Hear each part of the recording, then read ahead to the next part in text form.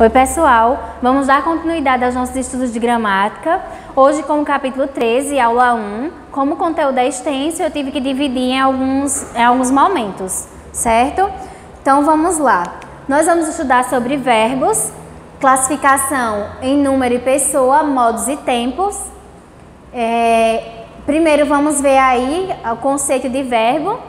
Assim, verbo é a palavra que expressa fatos, ações, fenômenos da natureza, estados, cuja forma é variável em tempo, modo, número, pessoa e voz.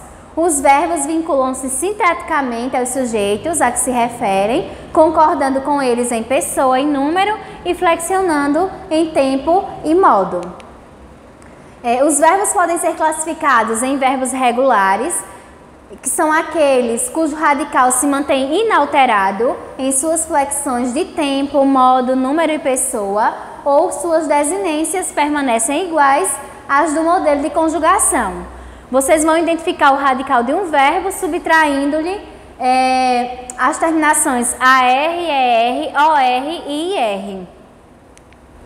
Vamos observar aqui um exemplo de verbos irregulares na tirinha da Mafalda, com o verbo confiar. Então ela diz: eu confio, tu confias, ele confia. Nós confiamos, vós confiais, eles confiam.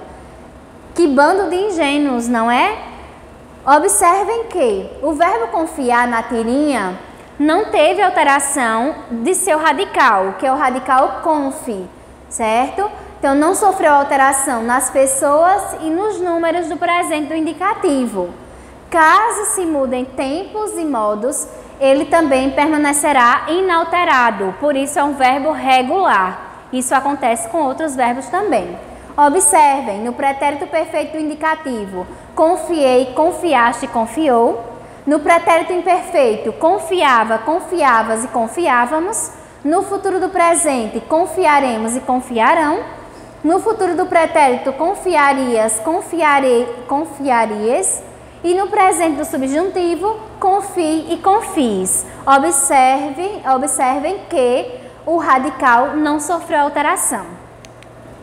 E os verbos irregulares? Os verbos irregulares são aqueles cujos radicais ou desinências sofrem alterações ao longo da conjugação. Observem os verbos saber, dizer e trazer. O verbo saber: sei, sabes, soubeste, sabes, soubeste, saberia e souberem. Dizer: digo, dizes, disseste, disser, diríamos. E trago, o verbo trazer, na verdade, trago, trarei, traria, trouxessem e trouxer. Então vocês vão observar que sofreu alteração no radical após a conjugação, ao longo da conjugação, certo? Os verbos anômalos são verbos que sofrem alterações mais acentuadas que os verbos irregulares, ou seja, sofrem mais alterações no radical comparando com os verbos irregulares. Por exemplo, nós temos aí o verbo ser e o verbo ir. O verbo ser: sou, és, é, somos, são, serei, serias, era, sejas, fôramos, fosses e forem.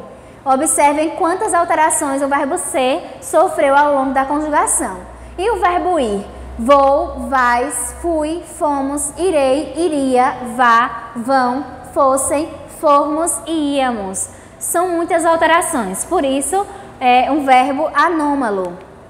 Os verbos abundantes são aqueles verbos que apresentam mais de uma forma de igual valor e função, certo? Em geral, ocorrem no particípio, como por exemplo, os verbos aceitar, acender, eleger, entregar, enxugar, expressar, exprimir, expulsar, extinguir, limpar, matar, prender e salvar. Observem como eles sofrem alteração no particípio regular e irregular. Nós temos ali aceitado e aceito, acendido e aceso, elegido e eleito, entregado e entregue, enxugado e enxuto, expressado e expresso, exprimido e expresso, expulsado e expulso, extinguido e extinto, limpado e limpo, matado e morto, prendido e preso, salvado e salvo.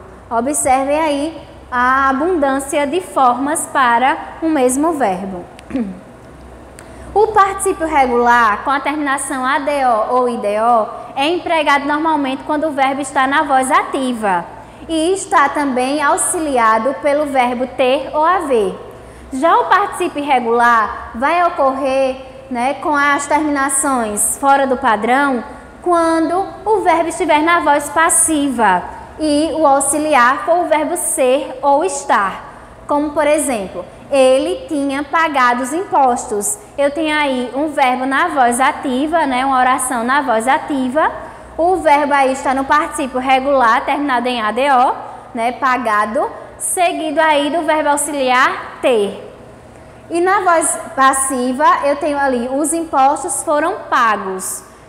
Tenho o verbo pagar no particípio irregular, seguido do verbo auxiliar ser, ou pode também ser o verbo estar. A secretária havia imprimido os relatórios. Eu tenho uma oração na voz ativa, o verbo na voz ativa no particípio regular, seguido aí do seu verbo auxiliar, antecedido pelo verbo auxiliar haver. Os relatórios foram impressos.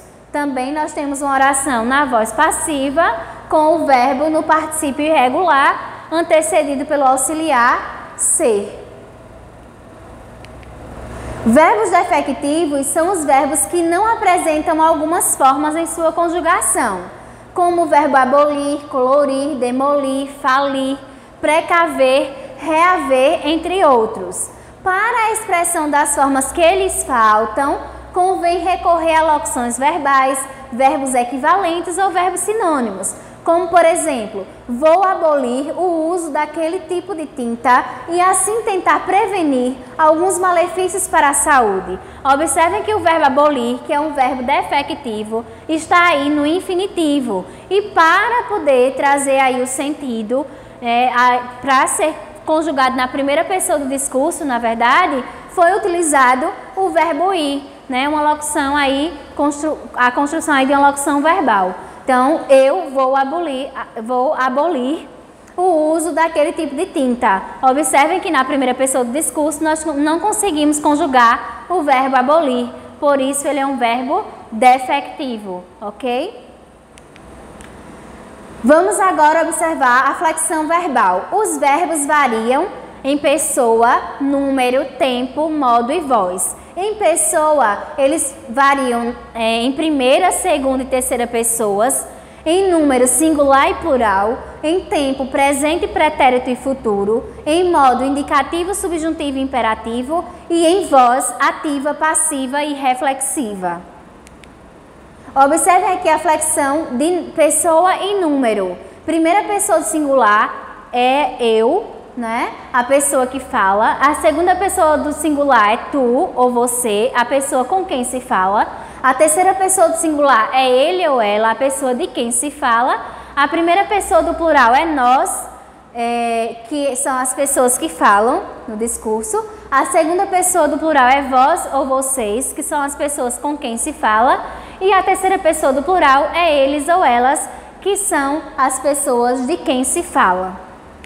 Observem agora os modos verbais. Os modos verbais são indicativo, indicam aí certeza da ação, o modo indicativo indica a certeza da ação, ou seja, a realização da ação verbal é tida como efetiva. Os verbos no modo subjuntivo apresentam aí a ação verbal considerada uma possibilidade, uma dúvida, uma hipótese, uma incerteza. E os verbos no modo imperativo são aqueles que apresentam a ação verbal tida como uma ordem, um convite, um conselho ou uma súplica. Na próxima aula, vocês vão, na verdade, nós vamos estudar detalhadamente cada um dos modos verbais e também dos tempos verbais, ok? Por enquanto é a noção geral do que a que corresponde, na verdade, um verbo em determinado modo, certo? E quais são os modos também, que é indicativo, subjuntivo e imperativo. E os tempos verbais? Nós temos aí o presente, que refere-se ao momento em que se fala, o pretérito, que refere-se a um tempo anterior ao momento em que se fala, e o futuro, que refere-se a um tempo posterior ao momento em que se fala. Nós sabemos que tem aí também outras características dos tempos verbais, como o pretérito perfeito e imperfeito, mais que perfeito, isso no modo indicativo. O futuro do presente e do pretérito também no modo indicativo. Então, cada modo vai ter aí tempos verbais também, certo? O verbo vai se flexionar em modo, tempo, em pessoa, e cada modo vai ter suas características, suas particularidades. É por isso que na próxima aula nós vamos continuar estudando ainda verbos e com o tópico modos e tempos verbais. Qualquer dúvida, entre em contato. Um abraço e até a próxima aula.